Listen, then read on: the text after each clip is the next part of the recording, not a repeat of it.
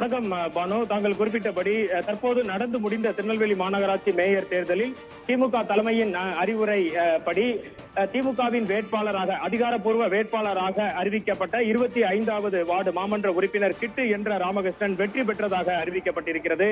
55 உறுப்பினர்கள் கொண்ட திருநெல்வேலி மாநகராட்சியில் ஒருவர் இதில் பங்கேற்கவில்லை. 54 மாமன்ற உறுப்பினர்கள் பங்கேற்ற இந்த தேர்தலில் திமுகவின் அதிகாரப்பூர்வ வேட்பாளரான கிட்டு என்ற ராமகிருஷ்ணன் 30 வாக்குகளை பெற்று திருநெல்வேலி மேயராக தேர்வாகி உள்ளார்.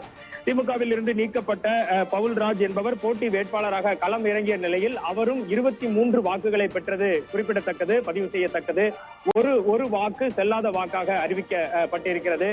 12:30க்கு தொடங்கிய இந்த தேர்தல் நடைமுறை 1:10க்கு தேர்தல் வாக்கு எண்ணிக்கை ஆரம்பமானது. ஆரம்பமான உடனேயே 10-20 நிமிடங்களில் உடனடியாக இந்த தகவலை யார் வெற்றி பெற்றார் என்ற தகவலை திருநெல்வேலி மாநகராட்சி ஆணையாளரும் IAS அதிகாரியுமான சுகபுத்ரா தற்போது அறிவித்தார். அதனுடைய விஷயங்களை நாம் பார்த்து வருகிறோம்.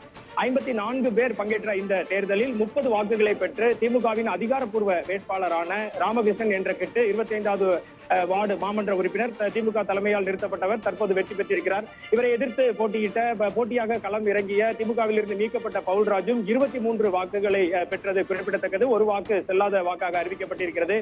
44 உறுப்பினர்கள் திமுக உறுப்பினர்கள் கொண்ட இந்த 55 பேரில் 44 திமுக உறுப்பினர்களில் 30 உறுப்பினர்களின் வாக்குகள் திமுகவை தலைமையால் அறிவிக்கப்பட்ட ராமகிருஷ்ணன் என்ற கிட்டுவுக்கு கிடைத்துள்ளது. அதிகாரப்பூர்வமற்ற முறையில் திமுகவில் இருந்து நீக்கப்பட்ட பவுல்ராஜுக்கும் 23 வாக்குகள் கிடைத்திருப்பது குறிப்பிடத்தக்கது.